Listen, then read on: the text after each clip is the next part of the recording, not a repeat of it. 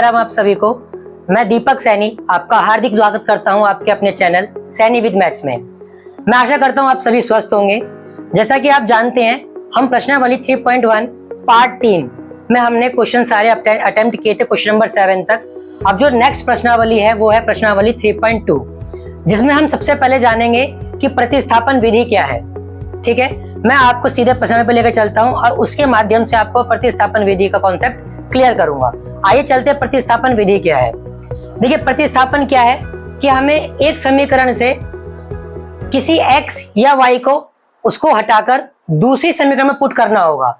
मतलब एक समीकरण से हम दो चर में से x या y में से एक को सेपरेट करेंगे, जो उसकी वैल्यू आएगी वो सेकंड में पुट करेंगे। तो आइए देखते हैं, समझते हैं क्या है प्रतिस्थापन विधि। मानिए जैसे ये समीकरण दिया है कि निम्नलिखित समीकरण युग्म को प्रतिस्थापन विधि से हल कीजिए। हमें प्रतिस्थापन विधि से ये हल करना है। ठीक है, समीकरण दिया है x प्लस वाई बराबर 14, ये पहली इक्वेशन मैंने मान ली, और x माइनस वाई बराबर 4, ये दूसरी इक्वेशन मैंने मान ली। ठीक है, समीकरण एक से एक या दो जिससे आप चाहो उसको ले सकते हो। ठीक है, सबसे पहले हम किसी एक चर पद को सेपरेट करेंगे, अलग करेंगे। ठीक है, जैसे मैंने समीकरण 2 ले ली। समीकरण 2 से आप किसी से भी कर सकते हो, एक से भी कर सकते हो, तब भी उत्तर आपका सेम ही आएगा। समीकरण 2 से दो समीकरण क्या है, x माइनस वाई बराबर 4। तो मैं यहां से x को सेपरेट कर लेता हूं, तो x बराबर हो गया 4 प्लस वाई। यह हमारा x यहां से सेपरेट हो गया, इसको मैंने समीकरण 3 मान लिया। अब ध्यान दीजिएगा, जो मैंने x की वैल्यू यहां से जो x को सेपरेट किया है वो मैंने सेपरेट किया है इक्वेशन नंबर 2 से, समीकरण नंबर 2 से। तो मैं इस x के मान को समीकरण 2 में पुट नहीं कर सकता, क्योंकि अगर मैं इस x के मान को यहां पुट करूंगा तो ये संख्या सब कट जाएंगी, हमारे पास किसी की वैल्यू नहीं निकल के आएगी।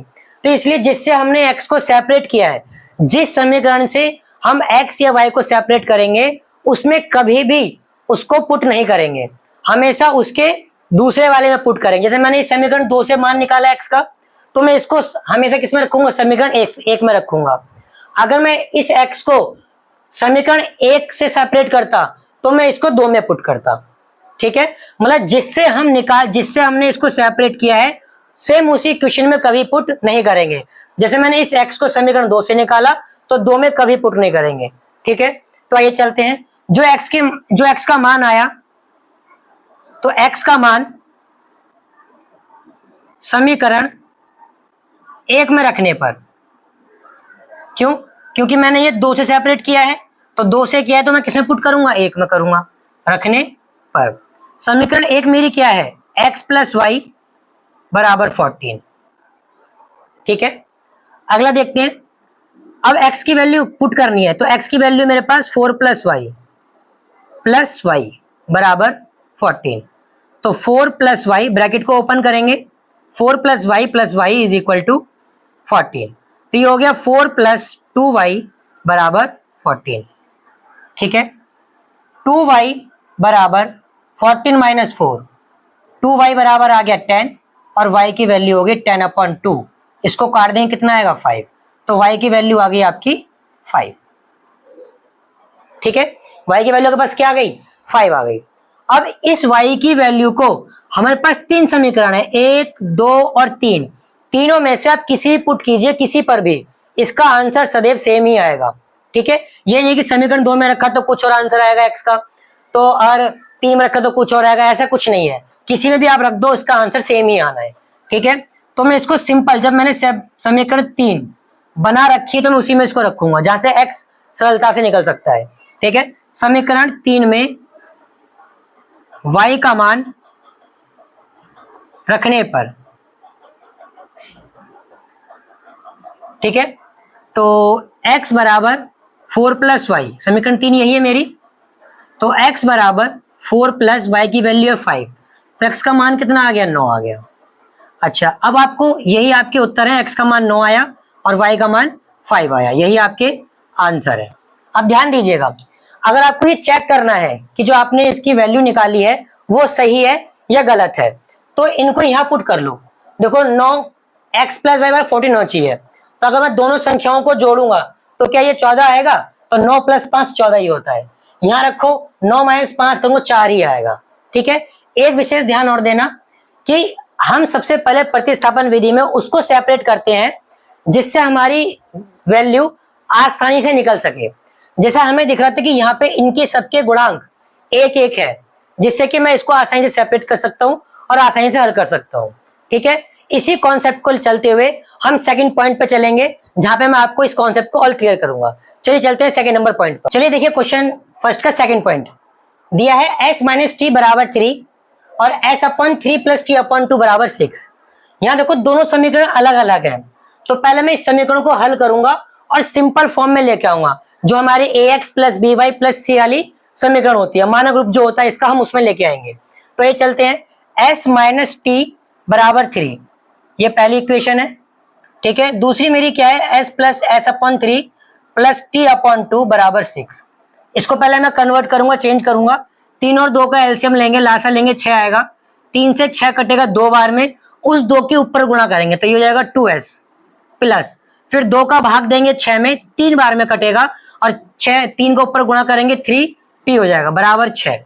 तो ये हो जाएगा 2s प्लस 3t बराबर 6 मल्टीप्लाई 6, ये यहाँ चला जाएगा तो ये आ गया 36। ये बन गई इक्वेशन नंबर 2, समीकरण हमारी 2 बन चुकी है। ठीक है, अभी ठीक मैंने बताया कि हम कोशिश करते हैं हम उस वैल्यू को सेपरेट करेंगे जिसका गुणांक 1 हो, क्यों, क्योंकि उसकी सहायता से हम आसानी से उसको हल कर सकते हैं। ठीक है, तो हमें दिख रहा है कि यहाँ पर समीकरण 1 में s हो या t हो, दोनों का गुणांक 1 है, जिसकी वजह से यहाँ पे वैल्यू जो है वो आसानी से निकल सकती है। अगर मैं इसको लूंगा, अगर मैं यहाँ से s को सेपरेट करता हूं तो सेपरेट करने के दौरान जो s का गुणांक है 2 वो उसके नीचे आएगा, जिससे हमारी कैलकुलेशन थोड़ी बढ़ सकती है और समय लग सकता है। ठीक है, हम समय को बचाते हुए आसान तरीके की तरफ चलेंगे। ठीक है, तो समीकरण 1 लेता हूं, समीकरण 1 से समीकरण 1 क्या है, s माइनस टी बराबर 3। तो मैंने यहां से s को चेंज कर लिया, s को सेपरेट करेंगे, s बराबर हो गया 3 प्लस टी, ये मेरी थर्ड इक्वेशन। ठीक है, सेम वही, अब जो मैंने ये s को सेपरेट किया है, किससे किया है, समीकरण 1 से, तो इसको पुट किस में करूंगा, समीकरण 2 में। मैंने अभी इससे पहले वाले ही पॉइंट में बताया था कि जिससे हम निकालेंगे, जिससे हम जिसको सेपरेट करते हैं उसमें उसको कभी भी पुट नहीं करेंगे। तो मैंने ये 1 से निकाला तो 1 में पुट नहीं करूंगा, किसमें पुट करूंगा, सेकंड इक्वेशन में। तो s का मान समीकरण 2 में रखने पर, समीकरण 2 क्या है, 2s प्लस 3t बराबर 36। 2s, s की वैल्यू है 3 प्लस टी, उसको मैंने पुट कर दिया, प्लस 3t बराबर 36। तो ये हो गया 2 3 6 plus 2t plus 3t plus 36, मतलब इस 2 की मल्टीप्लाई अंदर वाले ब्रैकेट में कर दी। तो 2 का 3 से करेंगे 6 और 2 का t से करेंगे तो 2t। अब जोड़ो इनको, क्या बनेगा, 2 प्लस 3 और 2 5, 5 t बराबर 36, 36 बराबर, सॉरी 2t लिखा है, इसको कन्वर्ट करो, 5t बराबर 36 माइनस 2, तो 5t की वैल्यू आ गई 34 अपॉन 5, t की वैल्यू क्या हो गई, 34 अपॉन 5। ठीक है, आइए चलते हैं अब अगला, कुछ गलती तो नहीं हुई। ठीक है, 2s प्लस 3t बराबर 36, कुछ तो मिस्टेक हुआ है इसमें, यहां पे 3 हो गया, 2s प्लस 3t 6, 2t, ये 3t है, 5t ही आएगा 36। गलती क्या हुई हमसे कि हमने यहाँ पे 6 है और यहाँ 2 लिख लिया, तो यहाँ पे इसको हम 6 करेंगे। ठीक है, इधर जाएगा हमारा 6 तो कितना आएगा, 30 आएगा। अब t की वैल्यू कितनी आ गई, 6 आ गई। ठीक है, अब इस t की वैल्यू को हम समीकरण 1 2 3 तीनों में से किसी पुट कर सकते हैं, आंसर फिर भी सही आएगा। तो t का मान समीकरण 3 में रखूंगा, 3 में रखने पर समीकरण 3 क्या है, s बराबर 3 प्लस p है। समीकरण 3 यही है, s बराबर 3 प्लस p। तो s की वैल्यू क्या हो गई, 3 प्लस 6, तो s की वैल्यू कितनी आ गई, 9 आ गई। अगर हमें चेक करना है कि हमने जो वैल्यू निकाली वो सही है गलत, तो इन वैल्यूज को समीकरण 1 में रखो। तो s की वैल्यू 9, p की वैल्यू 6, 9 में से 6 के 3 के बराबर आ गया। इसका मतलब है जो हमने वैल्यूज निकाली वो बिल्कुल सही है। ठीक है, अब चलते हैं इसके नेक्स्ट पॉइंट की तरफ। पॉइंट नंबर थर्ड, देखिए थर्ड पॉइंट क्या दिया है, 3x माइनस वाई बराबर 3, 9x माइनस 3y बराबर 9। ठीक है, आइए समझते हैं क्या है। इसको मैंने मान लिया समीकरण 1 और ये समीकरण 2, लेकिन यहां पर ध्यान दीजिए कि मुझे यहां पर दिख रहा है कि सभी की सही संख्याएं 3 से विभाज्य हैं। तो मैं लिख सकता हूं कि दोनों पक्षों में 3 से भाग देने पर, मैं इस इक्वेशन को और आसान कर रहा हूं जिससे कि कैलकुलेशन हमारी और छोटी हो जाए। 3 से भाग दूंगा तो ये 3 से कटेगा, 3 बार में ये हो गया 3x। ठीक है, 3 में इससे भाग दूंगा ये बचेगा y, एक ही बचा। और 9 में 3 से भाग दूंगा तो 3 बार में कट जाएगा। इसको मैंने समीकरण 2 मान लिया। हमें क्या दिख रहा है कि समीकरण 1 और समीकरण 2 दोनों ही समान है। अब जब दोनों समान रेखाएं हैं, दोनों समान समीकरणें हैं, तो इसका मतलब वो समपाती कहलाती हैं। और आप ये भली भांति जानते हैं कि समपाती रेखाएं जो होती हैं उनके अनेक हल होते हैं। ठीक है, और अनेक हल होने के कारण हम इसकी एक्स वाई की वैल्यू को फिक्स नहीं निकाल पाएंगे। हाँ, इसके एक संभावित मान जरूर निकाल सकते हैं। और संभावित मान कैसे निकालते हैं मैंने आपको बताया है, जब हमने ग्राफीय विधि पढ़ी थी तो वहां बताया था अगर x का मान 0 तो हम y का मान निकालते थे, और y को 0 मानते थे तो x का मान निकालते थे। इस तरीके से आप x का मान 1 मानोगे तब y का मान निकलेगा, ये y का मान 1 मानोगे तब x का मान निकलेगा। ठीक है, तो यहाँ पे हम एक चीज लिखेंगे कि समीकरण 1 व 2 दोनों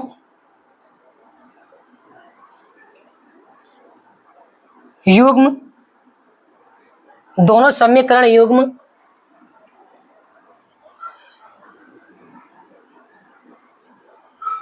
दोनों समीकरण युग्म समान है, जिसके कारण ये समपाती, ठीक है, जिसके कारण ये समपाती रेखा को प्रदर्शित करती है। इसी कारण इसके अनेक हल होंगे।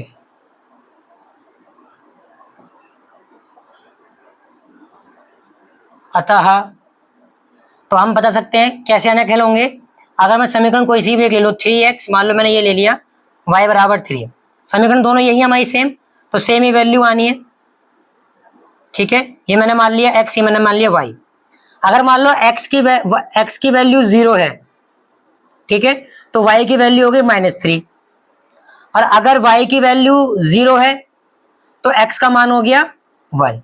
तो ये आपके संभावित मान हो सकते हैं, तो 0, -3 या 1, 0। मतलब अगर x का मान 0 है तो y की वैल्यू -3 होगी, ये भी हो सकता है।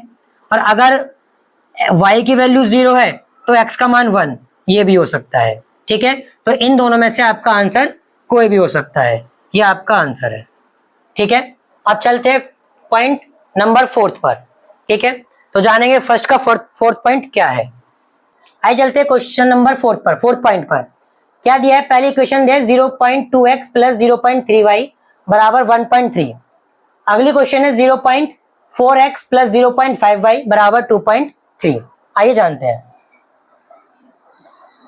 इसको मैंने मान लिया समीकरण 1, लेकिन पहले मैं इसको सिंपल फॉर्म में कन्वर्ट करूंगा। ये पॉइंट में दिया हुआ है तो पॉइंट से मैं इसको सिंपल बनाने की कोशिश करूंगा। ठीक है, कैसे, अगर मैं इस पॉइंट को हटाऊंगा तो ऊपर नीचे आएगा 10। अगर ऊपर से मैंने पॉइंट को हटाया तो नीचे क्या आ गया 10, क्योंकि पॉइंट के बाद एक ही संख्या है तो नीचे एक ही जीरो आएगी। अगर पॉइंट के बाद दो संख्या होती तो नीचे दो जीरो आती। ये x मल्टीप्लाई में है, ठीक है। ऐसी पॉइंट हटेगा यहाँ से तो नीचे 10 आएगा, यहाँ से पॉइंट यहाँ भी 10 आ गया। समीकरण दूसरी भी ऐसी लेके चलेंगे साथ, बराबर 2.3। यहाँ से हटाए 10 हो गया, इस पॉइंट को हटाए ये भी 10 हो गया, इसको हटाए ये भी 10 हो गया। 10 एलसीएम आ जाएगा तो यहाँ बचेगा 2x, ऊपर बचेगा 3y, क्योंकि पॉइंट हट चुका ऊपर से, यहाँ बचेगा 13/10। ऐसे यहाँ पर करेंगे 4x प्लस 5y बराबर 23/10। 10 से 10 कैंसिल हो गया, ये कट जाएगा, तो ऊपर इक्वेशन बचेगी 2x प्लस 3y बराबर 13, पहली समीकरण। दूसरी बनेगी 4x प्लस 5y बराबर 23, सेकंड समीकरण, ठीक है। अब देखो यहाँ पर किसी का भी गुणांक 1 नहीं है, तो यहाँ पे हमें थोड़ी इसकी जो हल करने की क्षमता वो बढ़ जाएगी, ठीक है। तो देखिए अब हम ये देखेंगे कि किसका जो गुणांक है सबसे छोटा और इजीएस्ट सरल तरीके से हल हो सकता है। हमें दिख रहा है यहाँ पे 4x प्लस 5y है, यहाँ पे 2x प्लस 3y है, तो हम कोशिश करेंगे समीकरण 1 से x को निकालने की, क्योंकि जो x का गुणांक है वो छोटा है, तो सकता है कि इसकी सहायता से कैलकुलेशन छोटी है, ठीक है। तो समीकरण 1 से, ठीक है, यहां लिखेंगे 2x प्लस 3y बराबर 13, तो ये हो गया 2x बराबर 13 माइनस 3y, क्योंकि हम x को सेपरेट कर रहे हैं y को नहीं, तो उसको सेपरेट करने के लिए y को मुझे इधर लेके जाना पड़ेगा। अभी x सेपरेट नहीं हुआ, क्यों? क्योंकि x के साथ 2 भी दिया गुणांक में, और x सेपरेट का मतलब होता है कि x का गुणांक हमेशा 1 होना चाहिए। तो मैं यहां से इस 2 को भी हटाऊंगा, तो यहां से 2 को हटाऊंगा तो ये हो जाएगा 13 माइनस 3y अपॉन में 2। ये हो गई मेरी समीकरण 3, जहां से मैंने x को सेपरेट कर लिया। अब मैंने इस x को कहां सेपरेट किया? समीकरण 1 से, तो पुट किस में करूंगा? समीकरण 2 में, ठीक है।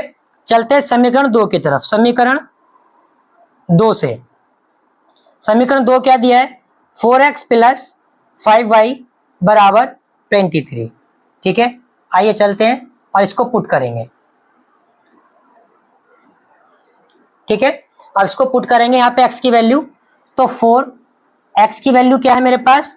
13 माइनस 3y अपॉन में 2, ठीक, प्लस 5y बराबर 23। हमें दिख रहा है कि ये मल्टीप्लाई में और ये डिवाइड में है, तो 2 इससे कट सकता है, 2 से कटा है 1 बार में, 2 कटता है, ये कटा 2 बार में, 2 टू 4। ऊपर क्या बचा? 2 ब्रैकेट में 13 माइनस 3y प्लस 5y बराबर 23, ठीक है। अब इसका मल्टीप्लाई करो, 2 का मल्टीप्लाई 13 से करेंगे 26, 3 से करेंगे 6y प्लस 5y बराबर 23, ठीक है।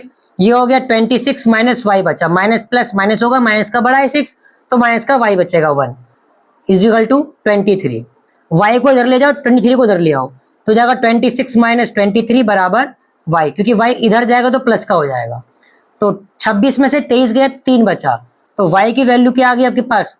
3 आ गई। अब इस y के मान को, y का मान समीकरण बताओ किस में रख दिया जाए? 1 2, अब तक मैं 3 में रखता रहा था, आप चाहो तो किसी में पुट कर लो, आंसर सेम ही आएगा। चलो मैं इसको सेकंड में ही पुट करके दिखाता हूं कि x की वैल्यू x की वैल्यू क्या आएगी। समीकरण 3 में रखने पर, सॉरी 2 में रखने पर, 2 में रखोगे तब भी आपका आंसर सही आएगा। समीकरण 2 क्या दिया है? 4x प्लस 5y बराबर 23, 4x प्लस 5 इंटू 3, y की वैल्यू कितनी आई? 3 बराबर 23, 4x बराबर 5 3 जा 15, प्लस का 15 लिखेंगे, 4x प्लस 15 बराबर 23, तो 4x बराबर कितना हो गया? 23 माइनस 15, 4x की वैल्यू कितनी आएगी? 13 में से 5 गया 8, तो ये कितना हो गया? 4x बराबर 8, x बराबर 8/4, x की वैल्यू आ गई 2, तो y की वैल्यू 3 और x की वैल्यू 2, यही आपका आंसर होगा। चाहो तो आप चेक कर सकते हो। चेक कैसे करेंगे? इन दोनों वैल्यू को समीकरण 1 में पुट करके देख लो। ये हो गया 2 2 जा 4, भाई x की वैल्यू 2 है, 2 2 जा 4, y की वैल्यू 3 है, 3 3 9, 9 4 कितना होता है? 13 होता है, 13 के बराबर आ रहा है। इसका मतलब जो हमने x y की वैल्यू निकाली थी वो बिल्कुल सही है। आइए अब चलते हैं फर्स्ट क्वेश्चन के 5th पॉइंट की ओर। 5th पॉइंट क्या कहता है? देखिए फिफ्थ पॉइंट, इक्वेशन दी आपको, वर्गमूल में 2x लिखा हुआ है, ठीक है, plus √3y is equal to 0। Second equation दिया √3x minus √8y is equal to 0। ठीक है, आइए चलते हैं। यहाँ भी हमें प्रतिस्थापन विधि की सहायता से x और y की वैल्यू निकालनी है, उनके मान ज्ञात करने हैं। ठीक है, तो ये समीकरण एक मान लिया मैंने, √2x प्लस √3y बराबर, ठीक है, 0। ये पहले समीकरण। दूसरी मान लेंगे √3x। अच्छा एक बात को समझिए, क्या मैं इसको और ब्रेक कर सकता हूँ √8 को, जिससे कि मुझे और हेल्प हो जाए? देखते हैं, चलो बाद में ब्रेक करेंगे अगर आवश्यकता पड़ेगी तो, क्या पता कि इससे हल हो जाए। समीकरण 2, ठीक है, देखो यहाँ पे किसी भी चर पद का गुणांक 1 नहीं है, तो इसका मतलब है कोई ना कोई एक वैल्यू अपॉन में जाएगी तभी ये हल होगा। तो हम किसी से भी x या y को सेपरेट कर लेते हैं। अब तक मैं x को सेपरेट करता आया था, अब ये इक्वेशन, ये जो क्वेश्चन है आपका, जो पॉइंट है, यहाँ पे मैं y को सेपरेट करूंगा और x के मान निकालेंगे। ठीक है, तो आइए चलते हैं। तो मैं समीकरण लेता हूं सेकंड, समीकरण 2 से।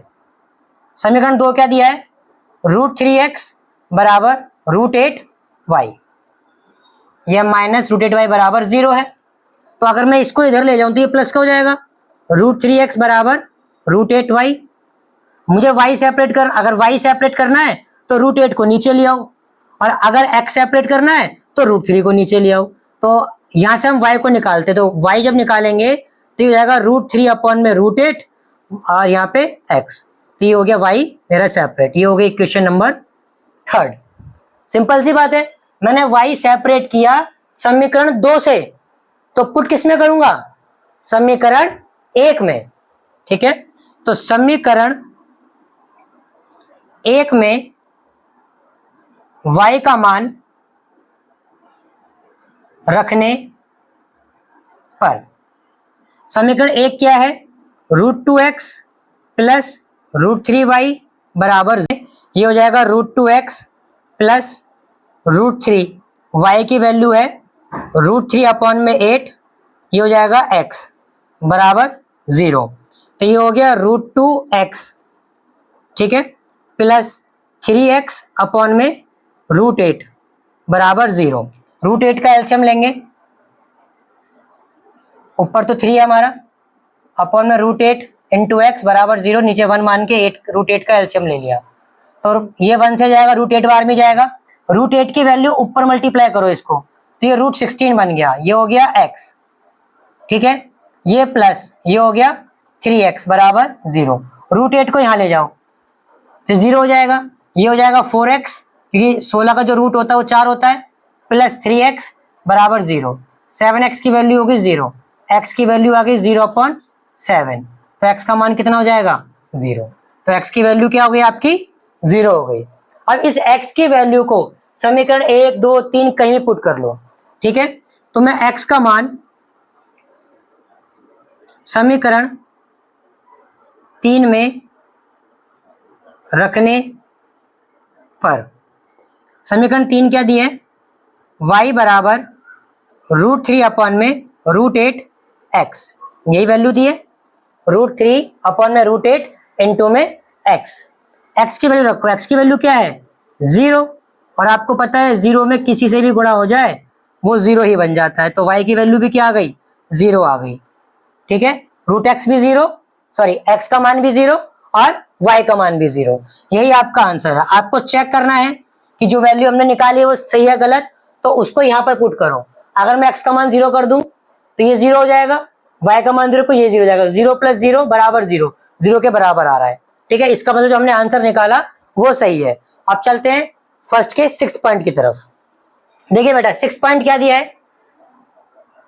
6th पॉइंट में क्वेश्चन दिया आपको कि 3x/2 - 5y/3 बराबर -2, x/3 + y/2 बराबर 13/6। सबसे पहले हम इसको नॉर्मल फॉर्म में चेंज करेंगे, जैसे मैंने आपको बताया मानव ग्रुप जो होता है ax + by + c बराबर 0, हम इसको उसमें कन्वर्ट करेंगे तब उसके इसको हल करेंगे। आइए चलते हैं।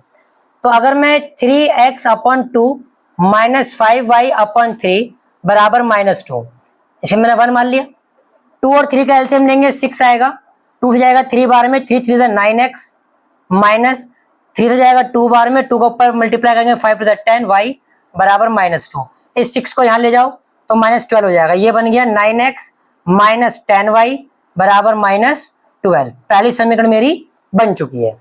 ठीक है, अब चलते हैं सेकंड समीकरण की तरफ। x/3 प्लस y/2 बराबर 13/6। इसका भी एलसीएम 6 आ गया। यहाँ 2x प्लस 3y बराबर 13/6। 6 से 6 कट गया, कितना आएगा 2x प्लस 3y बराबर 30। ये हमारी सेकंड इक्वेशन बन गई। अब वही सेम चीज कि ना तो किसी भी चर पद का जो गुणांक है वो 1 है नहीं, तो हम क्या करेंगे, किसी एक को लेंगे, वो उसकी वैल्यू अपॉन में जाएगी। तो यहाँ भी हम y को लेकर चलते हैं। ठीक है, यहाँ भी मैं इस क्वेश्चन को y को सेपरेट करूंगा और x का मान निकालेंगे। ठीक है, ऐसा करेंगे। तो चलते हैं हम समीकरण किसकी तरफ चलेंगे, समीकरण 1 की तरफ चलते हैं। समीकरण 1 से 1 दिया है 9x माइनस 10y बराबर माइनस का 12। ठीक है, 10y को उधर ले जाओ, 12 को उधर ले आओ, तो 9x प्लस 12 हो जाएगा और ये 10y बिल्कुल अलग पहुंच गया, सेपरेट हो गया। लेकिन अभी सेपरेट नहीं हुआ, क्यों? क्योंकि y का गुणांक दिया है 10 और होना क्या चाहिए 1, तभी वो सेपरेट कहलाएगा। तो मैं इस 10 को नीचे ले आऊंगा, क्या बन जाएगा 9x प्लस 12 अपॉन में 10 बराबर y। ये बन गया मेरा y सेपरेट हो गया, बन गई समीकरण 3। अब वही लाइन कि ये हमने निकाला किससे है, समीकरण 1 से, तो 2 में पुट करेंगे। तो लिखेंगे समीकरण 2 में y का मान रखने पर, ठीक है, y का मान रखेंगे। चलिए समीकरण 2 पर चलते हैं। समीकरण 2 दी है 2x प्लस 3y बराबर 13। ठीक है, 2x प्लस 3 ब्रैकेट के अंदर y की जो वैल्यू हमने सेपरेट की थी उसको पुट करेंगे। क्या सेपरेट किया था हमने, y की वैल्यू थी 9x प्लस 12 अपॉन में 10 बराबर 30।